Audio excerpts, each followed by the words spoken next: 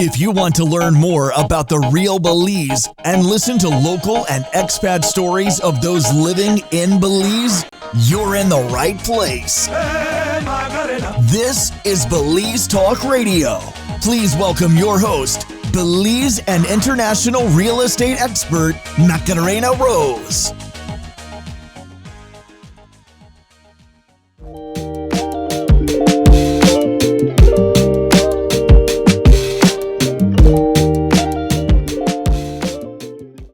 Talk Radio, and where are we today? Well, you know I'm here with my friend Don Hector Silva. Here I am again. I appeared from nowhere. Poof, just like that. And just like when you call me and you tell me to come, I show up, don't I? Yeah, great. So, Don Hector, you gave an incredible speech here. We are here for the celebration of 75 years of the PUP. Exactly. 75 years of the PUP, which was actually on the 29th of September. But we have now consolidated it so that we are celebrating that event all over the country. This exhibition was in Corozal, from there to Orange Walk, now here, San Ignacio, going to Benque on the 24th, goes to Dangriga, goes to Punta Gorda, and the big one will be on the 15th of January, 15th. the birthday of the Father of the Nation. In the city. Yes, in the city. In Belize City, that's Yeah. right. So what do you feel about, we're at the House of Culture, by the way, in San Ignacio. PUP is the People's United Party here in Belize, the country, of course. And why is it like 75 years is really like a lot of years? Yes, it's a big, quite a because lot. we've only been independent since 1981. Yes. So as you can tell, you have to do work to get there. Go ahead. Yeah. Macarena, make I explain something to the Absolutely. general public. The PUP is a party, but the 75 years is actually the movement of independence, which takes away a little bit of the political side, and it now embodies that great movement that moved the entire country and led to the glorious day of independence. There were many steps along the way, and as I mentioned, 25 years of struggle to build the party. Then we had 13 years to build the nation. When there was no Belmopan, there was no roads, there was no nothing. So we took that period to build the nation that we hope was going to then go into independence. Okay, so 1975, we entered a new era. Okay. 1976, that was more or less when the PUP had to struggle to be able to prepare the nation, because some said, oh, you can't be independent. Why you wait 10 more years? No, Mr. Price said, look, we want our own identity, a new name, 1973, and then we want our own flag, which was way back in 1950. So all the instruments of independence were gathered between 50 and 75. 75 was the preparation for independence, which would be 6 years after, or rather 7.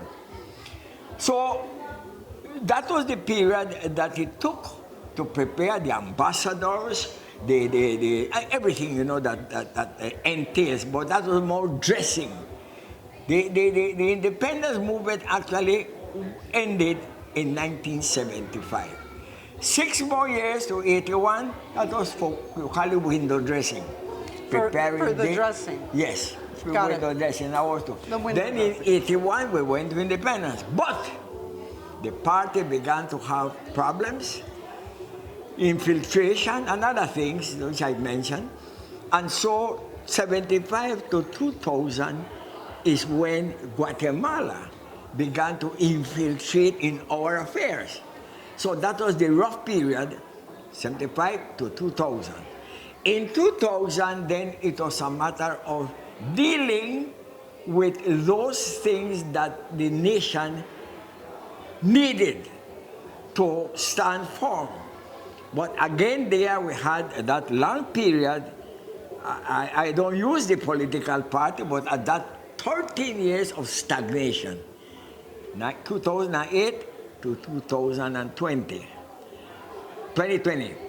Then from there, in 2020, the People's United Party came back and won, and they are in government right now. So that is more or less the situation. And what we are celebrating here covers a lot of ground. For example, this is when we took over from the British. And look whose picture is here. Yeah, he's right there. He's right there. Full internal self-government. The British gave us the whole mandate to rule, to govern the country, and that's when Belize started to see electricity, water, and high schools and roads where there were none. So this was a very important part of our history, internal self-government. From there, you go to the other things, that were achieved when Mr. Price traveling the whole country and meeting the people, and then he created his commandments. Thou shalt not. Thou take shalt not? money that does not belong to you. Thou shalt not. Why, that's a good commandment. Huh? That's a good commandment. Good commandment. Thou shalt serve the people before serving yourself. Okay. Thou shalt protect your nation from any foreign attempt. And then I have written a book about that. I think I gave you a copy. And it says the 10 commandments that George Price left, which some of them are still in effect, but it needs now to enforce them, because the people need better representation, better service, and to control those things that are so common in the world now, which is corruption, which is so many things. So that's more or less what we are seeing here, and I think this is a great presentation, and I am glad that you were here. Oh. I say, imagine, my good friends here, that imagine the big occasion like this, you all will be absent. Oh. You love Tipu a lot, I know, you love Clarice a lot, you love the board, but this is great, great. So, tell me, you want to ask questions as usual? Well, I always have questions for you because I love history, and I love being able to share our history with the world, right? And I believe Belizeans need to know all the history, and you are so incredible at sharing that. So you are in so many of these pictures. The history is all inside of you, and then you share it with us as such a gift. I do have a question for you. It was a privilege for me to be one of the few that served as mayor, as representative, as minister, as senator, and the Order of Distinguished Service. These are I don't think there's another one in the country, but whatever, I served under those 5 different assignments that the people gave me. They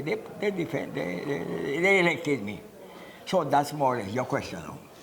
So what is it like for you to be here and see your ministers were here, our ministers were here. You get to see, you've known like Misha as a child, and then Javi was emceeing, you've known him as a child. What is it like for you to see my nephew, Don Silva, who also saw quite a while, Well, I tell you, it is a pleasure for me to mingle with the new generations. I have passed through many generations, in my 92 years, 29 here.